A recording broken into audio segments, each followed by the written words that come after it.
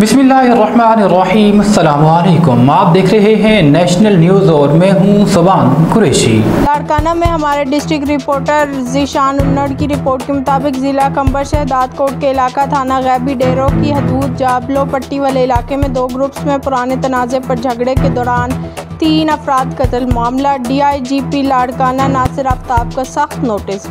SSP कंबर Shahdad coat से राब्ता।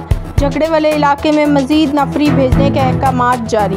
मुलव्विस मुल्ज़मान को बिना देर गिरफ्तार करने के अहकामात जारी कर दिए। तफसीलात के मुताबिक ज़िला कंबर शहदाद कोट के थाना गैबी डेरों के हदूद जाबलो पट्टी वाले इलाके में दो ग्रुप्स में पुराने तनाज़े पर कत्ल होने वाले 3 अफराद के कत्ल वाले मामले पर DIGP लाड़काना ने सख्त नोटिस लेते हुए कत्ल मुलव्विस मुल्ज़मान की गिरफ्तारियों के अहकामात जारी कर दिए हैं।